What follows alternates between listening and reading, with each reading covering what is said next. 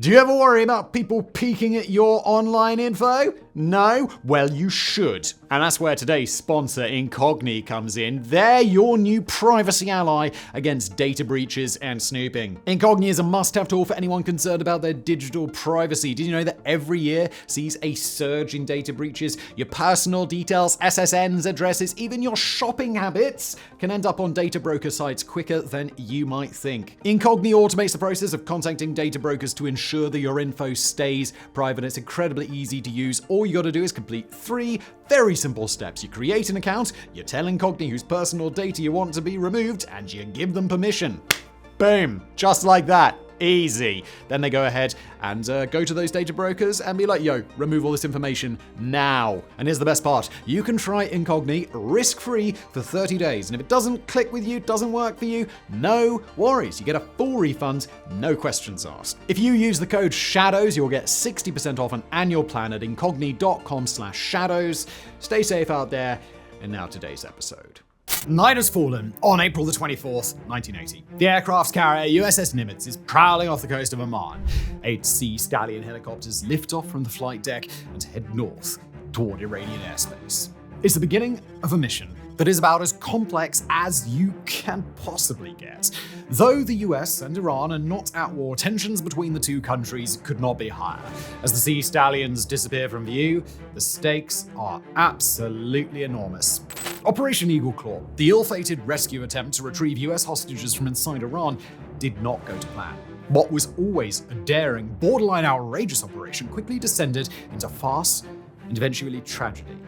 Only 5 of the 8 Sea Stallions that departed the USS Nimitz returned. In a matter of hours, 8 US servicemen were dead, along with another 4 badly injured, and all of this occurred at the preliminary rendezvous area. US troops never got anywhere near Tehran, where hostages were being held. It was a catastrophic failure, and one which lingered for far longer than the US military would have cared for. This story begins well before the 24th of April 1980. When the Iranian hostage crisis erupted, it profoundly affected US-Iran relations, along with the broader global political landscape. The 1979 Iranian Revolution saw the overthrow of the Shah of Iran, Mohammad Reza Pahlavi, by a coalition of revolutionaries led by Ayatollah Ruhollah Khomeini. The revolution culminated in establishment of the Islamic Republic of Iran, making a dramatic shift from a pro-Western monarchy to a theocratic regime with strong anti-American sentiments.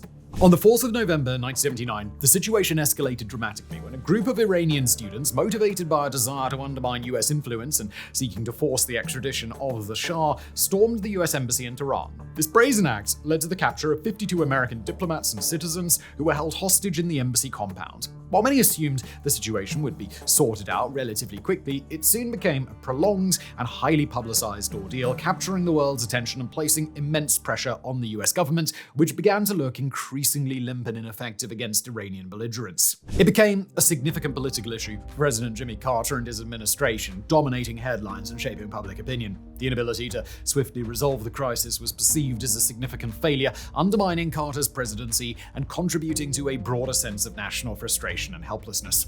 As months passed with no peaceful resolution and mounting pressure at home, the US government decided to act. It began planning a complex and daring rescue mission that would bring home the hostages and perhaps even restore a little global pride that the whole episode had tarnished.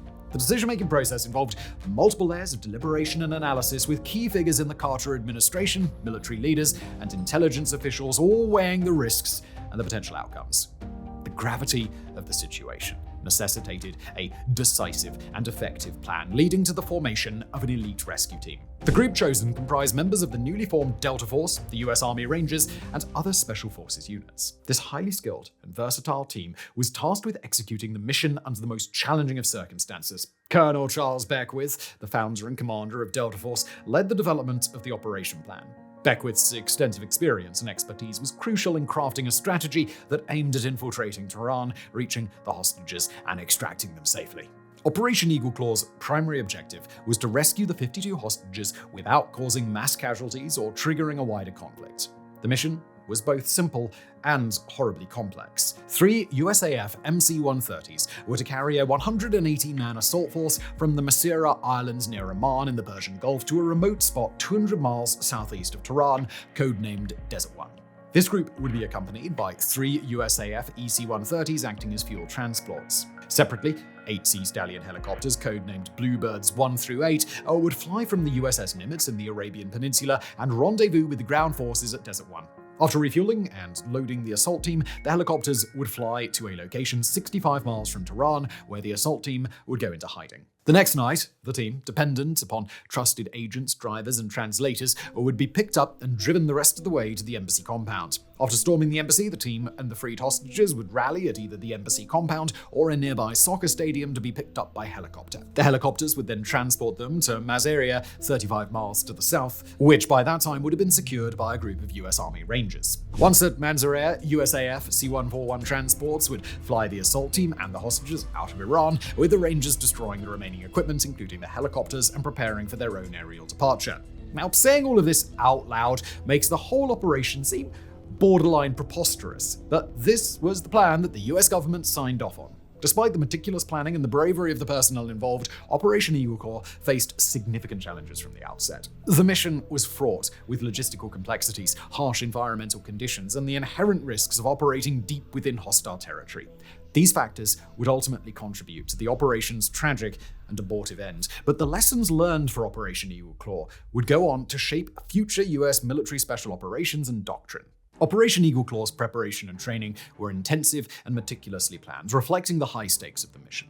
The rescue team underwent rigorous training to prepare for the complex and risky operation, including simulated hostage rescue scenarios, desert survival skills, and specialized helicopter insertion techniques. These exercises aimed to ensure that the team could operate seamlessly under the harsh conditions that they would face in Iran. Logistical planning was equally critical to the mission's success. Gathering intelligence on the hostages' location, Iranian military capabilities, and the geography of Tehran was paramount. The team also needed to secure the necessary resources, including helicopters, C-130 transport planes, and specialized equipment for desert operations. The logistics team coordinated the assembly of these assets at various staging points, ensuring that everything was in place for a rapid and coordinated strike. In the weeks before the operation, US Air Force personnel were covertly deployed inside Iran and made their way to the site that would become Desert 1. They surveyed the airstrip and installed remotely operated infrared lights and an IR strobe to outline a landing pattern for the pilots. They also took a soil sample to determine the load-bearing properties of the desert surface. At the time, the location had a perfect salt-flat floor with hard-packed sand. But in the ensuing 3 weeks, an ankle-deep layer of powdery sand would be deposited by sandstorms that would cause chaos to Operation Eagle Claw. The operation was launched on the 24th of April 1980. Considering how bad things were about to go, the initial stage of the operation went remarkably well. The transportation aircraft, heavily loaded with the assault team, arrived at Desert 1 pretty much on time. The infrared lights and the IR strobe worked well, and after landing, troops began fanning out to secure Desert 1. And this is where it started to go wrong. A bus carrying 43 Iranian civilians suddenly appeared on the road that dissects Desert 1's landing strip. It's the middle of the night and in the middle of nowhere. It was terrible luck for the operation. Rangers stopped the bus and moved the passengers onto one of the aircrafts. It's a headache that can simply be dealt with later. More vehicles suddenly appear and approach the Ranger checkpoint at high speed. It's a small fuel tanker accompanied by a pickup truck that barrel through, simply refusing to stop. The Rangers know that their position has been compromised, and a shoulder-fired rocket destroys the tanker as it tries to flee. The driver manages to escape the burning wreck and jumps into the pickup truck following before disappearing into the night. US soldiers assume it's a fuel smuggler who is unlikely to report what has happened, but nerves are jangling. It had been a chaotic opening to Operation Eagle Claw, and things were about to get even worse. Hours earlier, as the transportation aircraft flew over the desert, they experienced what the Iranians call haboob, an enormous, nearly opaque cloud of fine dust. The large aircraft were relatively unaffected by the sandstorm, but their commander radioed back to the USS Nimitz to pass on the information to the lighter Sea Stallions. Unfortunately, their message never arrived. By this point, the 8 Sea Stallions were traveling under radio silence and had no idea they were about to enter the haboob. 2 hours into the flight, Bluebird 6 had to make an emergency landing in the desert due to a cracked rotor blade. Another helicopter picked up its crew, and Bluebird 6 was abandoned. Shortly after, Bluebird 5 abandoned the mission and returned to the USS Nimitz after entering the haboob and experiencing severe electrical problems that disabled flight instruments. The remaining 6 Sea Stallions limped on and arrived at Desert 1 between 50 and 90 minutes behind schedule. Bluebird 2 was the last to arrive with a malfunctioning secondary hydraulic system that meant it would never take off again. The mission's feasibility had been seriously jeopardized, with 3 fewer helicopters than planned. The rescue team had to make a critical decision: proceed with a reduced force, which would significantly increase the risk to both the hostages and the rescuers, or abort the mission to avoid potential disaster. Given the reduced number of helicopters and the high risk of failure, the mission was aborted. The rescue team began preparations to withdraw from Desert One as safely as possible, which included leaving behind documents in Russian designed to confuse the Iranians. At this point, the mission had been in shambles, but as President Carter reportedly said to his staff at the time, at least no American soldiers had been killed. Unfortunately, he spoke too soon. As the helicopters prepared to leave, Bluebird 3, disoriented by the sand and wind swirling around it, drifted into one of the refueling crafts. An enormous explosion erupted, and the Iranian desert night was illuminated. While some made it out, 8 men were not so lucky. The aftermath of the accident was chaotic. The remaining personnel scrambled to evacuate the area, leaving behind valuable equipment and classified documents in the rush to escape. The loss of life and the abandonment of resources marked a devastating end to the mission, compounding the sense of failure and tragedy. The immediate consequences of Operation Eagle Claw were both tragic and far-reaching. The loss of these servicemen had a profound impact on the rescue team and the broader US military community. It was a somber reminder of the gamble and dangers inherent in such complex operations. At 1 a.m., the United States formally announced the disaster, and the incident drew significant media attention, with news outlets worldwide covering the failed mission extensively. The public reaction was a mix of shock, mourning, and criticism, as the dramatic failure highlighted the bravery of those involved and the glaring shortcomings in the operation's planning and execution. Operation Eagle Claw was supposed to restore some dented pride. Instead, it exacerbated the situation. Operation Eagle Claw had severe political repercussions, particularly for President Jimmy Carter's administration. The mission's failure became a focal point of criticism against Carter, who was already struggling with the protracted Iranian hostage crisis and other domestic issues. The inability to rescue hostages and the mission's visible failure significantly damaged his credibility. This perception of weakness and ineffectiveness contributed to his defeat in the 1980 presidential election to Ronald Reagan. From a military perspective, Operation Eagle Claw's failure prompted a thorough analysis and reassessment of US Special Forces operations capabilities. The analysis identified numerous key issues and shortcomings, including inadequate coordination between different military branches, insufficient training for joint operations, and the lack of specialized equipment necessary for such complex missions. These insights were instrumental in driving significant change in US military operations and planning. One of the most consequential outcomes was the establishment of the United States Special Operations Command, or SOCOM, in 1987. SOCOM was created to unify and oversee all US Special Operations forces, ensuring better coordination, training, and resource allocation. This structural change aimed to address the deficiencies that Operation Eagle Claw exposed and enhance Special Operations Forces' effectiveness and readiness for future missions. Despite Operation Eagle Claw's failure, efforts to resolve the hostage crisis continued. Diplomatic negotiations and back-channel communications persisted as the US government sought a peaceful resolution to the standoff.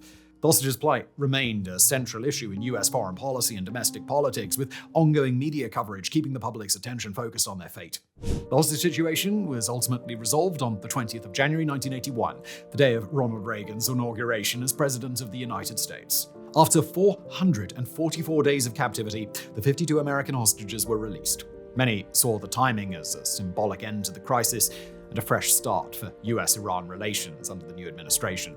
However, there have long been rumors that the hostage situation may have been stretched out to serve as a political death knell for the Carter administration. While the political right likes to claim that the situation was resolved simply by President Reagan's steely look, there are suggestions of a financial deal that meant the hostages would only be released the moment Reagan was sworn in. This sordid situation was soon followed by the Iran-Contra affair, where the US government were caught illegally selling arms to Iran to fund the Contras, anti-Sandinista rebel group in Nicaragua. Oh, and at the same time, they were also selling weapons to the friendly dictator next door, Saddam Hussein, who was at war with Iran. Honestly, I couldn't make this stuff up.